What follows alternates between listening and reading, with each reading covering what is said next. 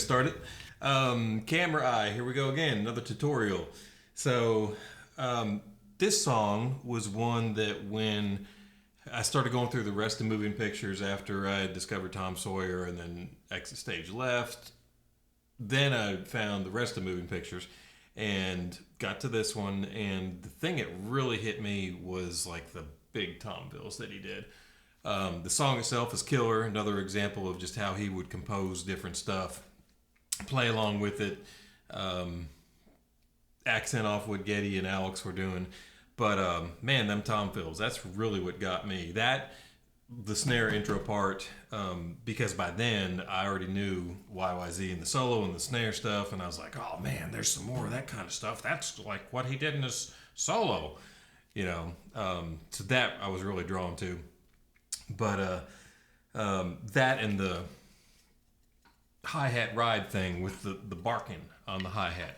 I remember hearing that, I was like, oh, what was that? I think that was the first time I ever heard someone do a hi-hat and a ride cymbal. So anyway, I'm going to get into this. First off, I did not transcribe the solo part because, you know, it changes all the time as he was playing it. And I think even live, he stuck to it, but he, you know, would change it also. I just know the basics is he kind of had the going the whole time, just like a solo, and would just accent different things with it.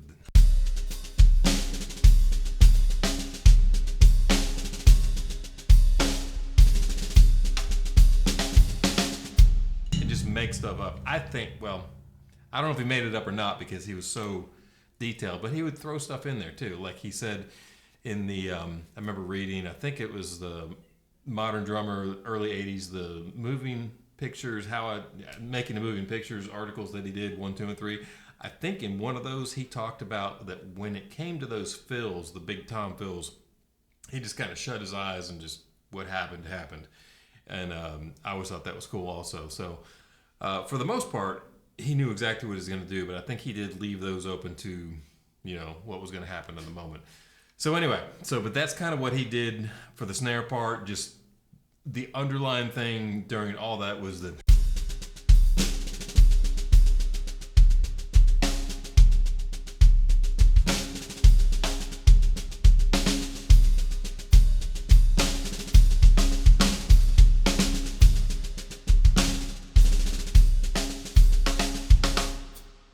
doing whatever. You can make up your own fun stuff with that, but that's kind of the driving motion. So, but the tom fills, my favorite part. Gonna get to those again. It'll be on the screen. I'll do that on the snare first for the rhythm, and then put them on the toms. But if that comes through, it's where it goes to the keyboard thing. So the first one begins on the and of 3 and ends on 1 of the next bar. So it's like 1 and 2 and 3. And on the toms, I mean, this not hard. On the toms, he did it on the 13, and 15 is what it sounds like, and then ends on the 18.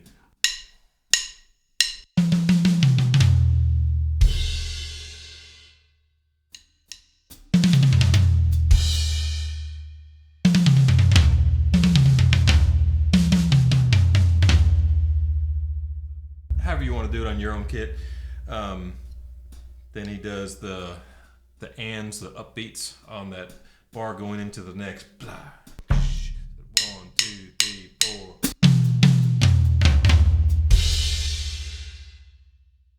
Again, I think he's orchestrated it.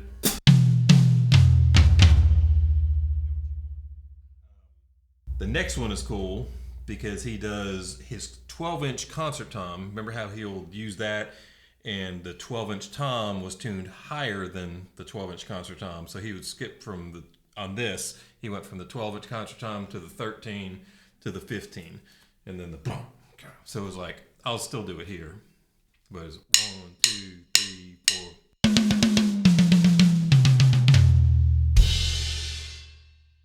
It's up the speed.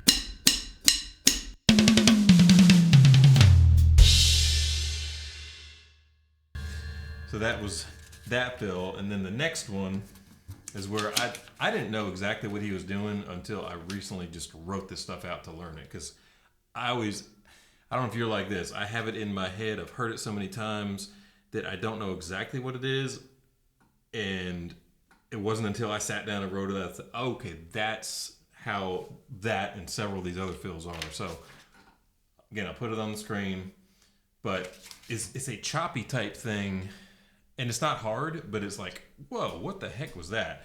So I'll do it on the snare first, and then I'll do the toms.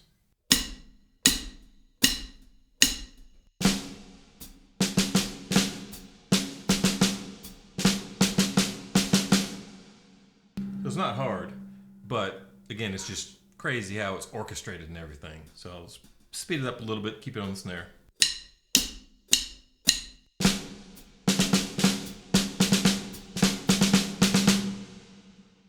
Then on the toms, it's basically the two toms I used were the 13 and the 15. I know, mine's 10 and 12. But it was...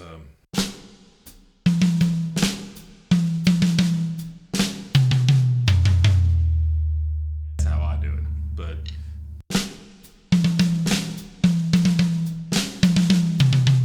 could be that way also.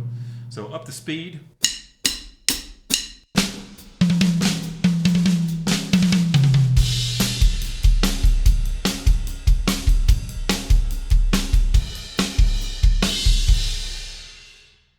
I think 328 is my favorite one in my drum cover because I cut the very beginning out. It's around 240 or so, but it does not sound like what it actually is. Again, it's not hard. But the way he played it and the way he accented like the flams on the end of 1 and the end of 3, it sounds like that's more of a downbeat than an upbeat. And it's just like, what the heck was that? So when I wrote it out, I was like, oh man, that's freaking genius again.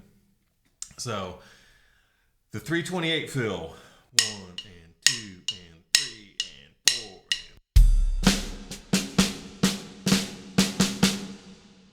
and... not much to it. And up the speed.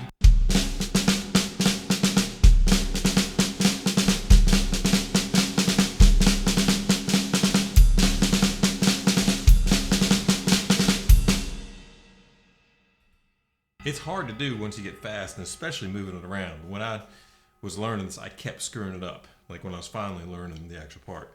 So on the toms, it's...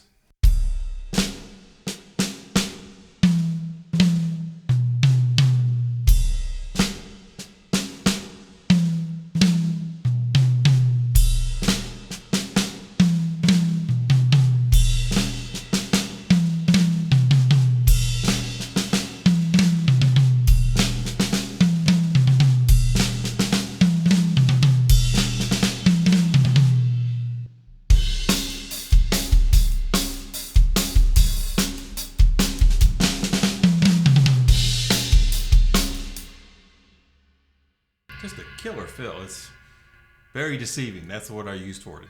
So the next one that's like it is at 438, and it's almost the same thing. It's orchestrated a little bit different, but it's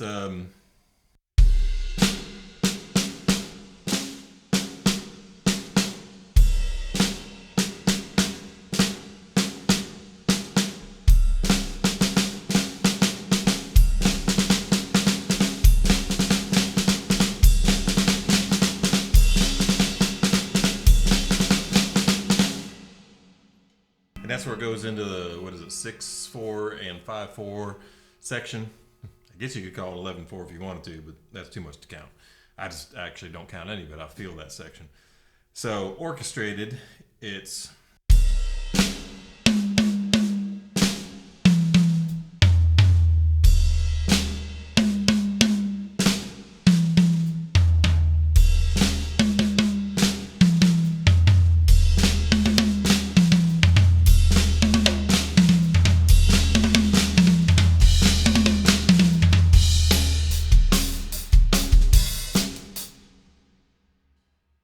So I'll play a little bit of time before that.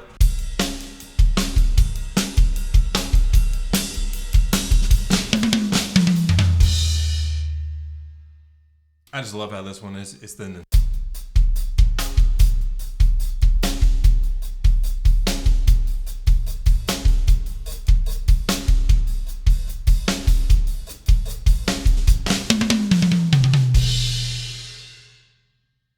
Always love that. It's a simple, it's just not much to it.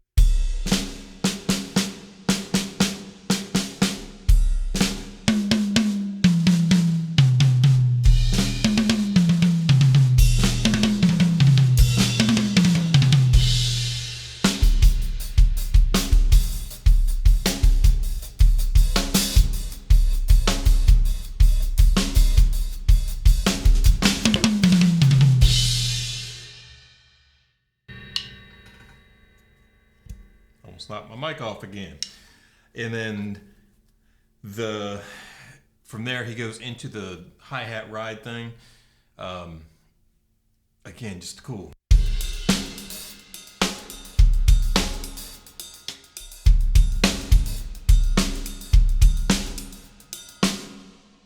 And I think he played it so light except for the accents that it's hard to tell, but I think he's doing the same thing that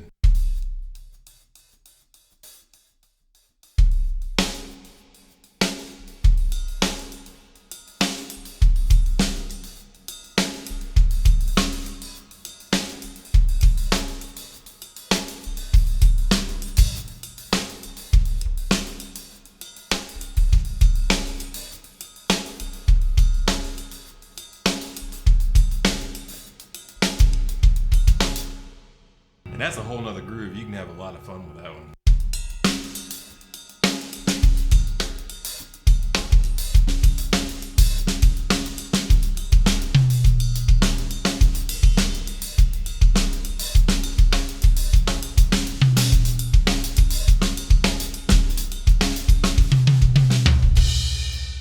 I'm just screwing around there. But the groove itself,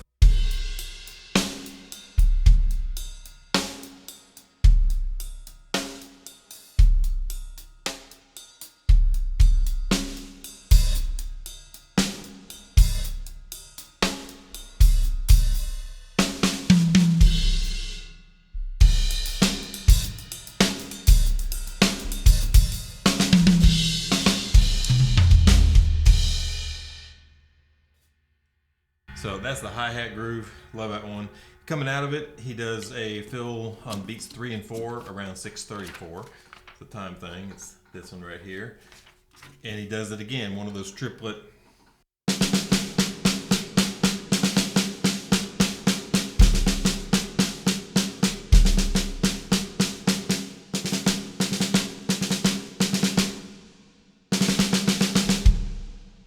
So it's 1, 2.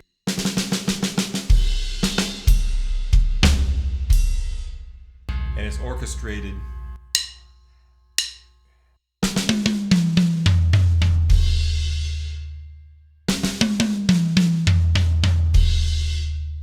If you notice the way he's sticking it, that turns where everything's leading with the right hand still, but he's off and the downbeats are now with the left hand.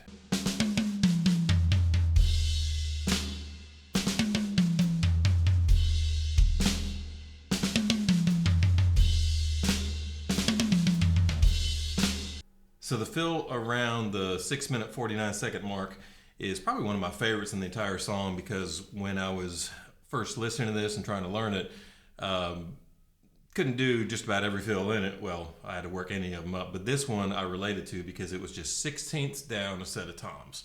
So I was like, I can do that, and well, kind of. Had to work that up too. And of course, Neil didn't do the regular like we all did, you know. That type thing. He just did it different. You know. So, but anyway, it was one I could relate to, which helped me relate to the rest of the song, because I was like, if I can get that, maybe I can get some of the others. So, but the fill is the way he orchestrates it is, again, this will be on the screen, but starts with, I think it says 10-inch concert tom, then to his 12, and then he jumps like he does to the 13 and the 15 and the 18 is where he ends it, and then the crash on the and of 2. So that slow is.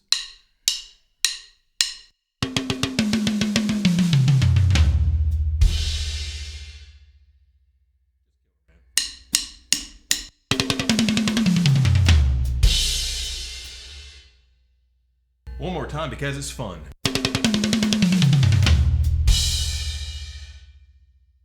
The rhythm on the snare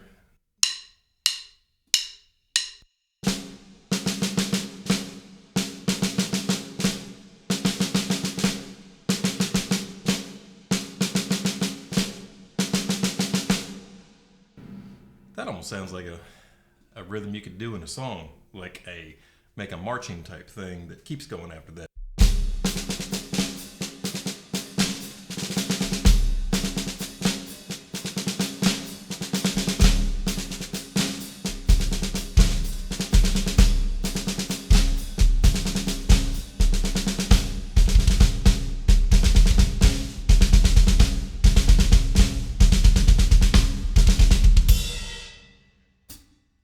Just kind of went there, but that shows what you can take from one and put in something else. So the way he orchestrated that, again, snare, 13, snare, 14, back to snare, or 15, 15, 18. So here we go.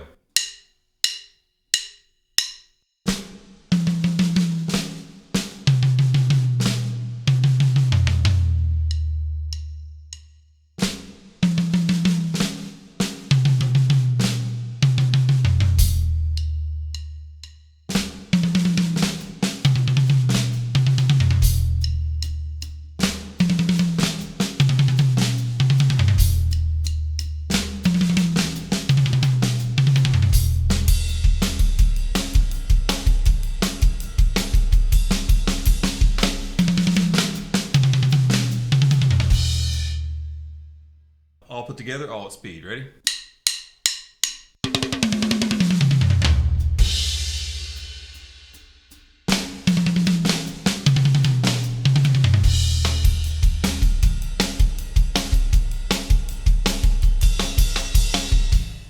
Minute 16-second is the first of 2 of those big 2-bar fills that he does. I think these were, he just said, close my eyes and went for it. 1 and 2 and 3 and 4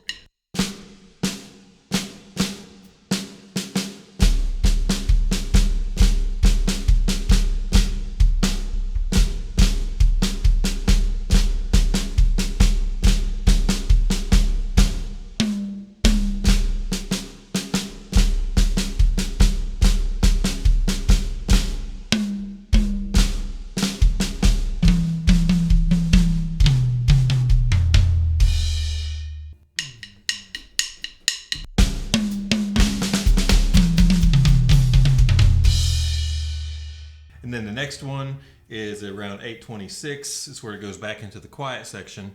1 and 2 and 3 and 4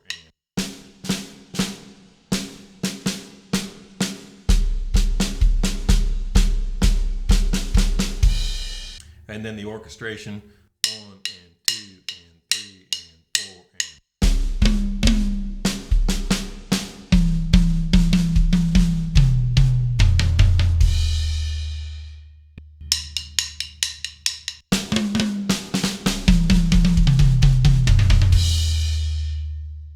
and then he goes into the groove again, the quiet thing.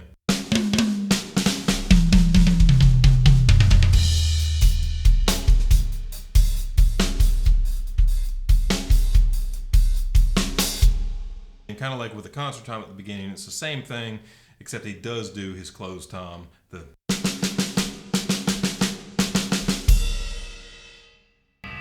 So, same thing again, I'll do it up to speed.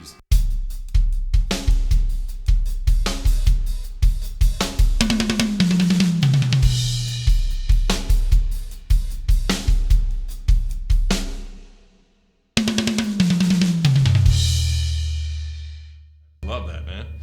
Okay, so the last one I got is near the end. He's still grooving, but it's just one of those what the heck was that? And it's around 938.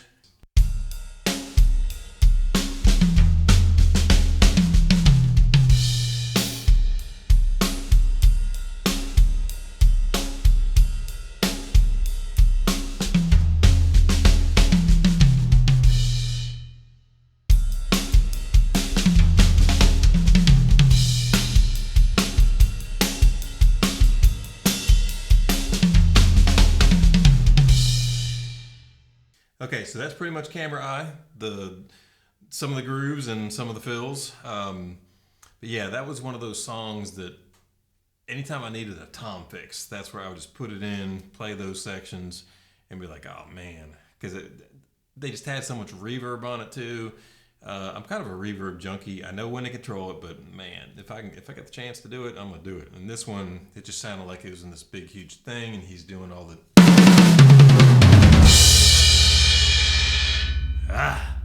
love that stuff. So anyway, there it is.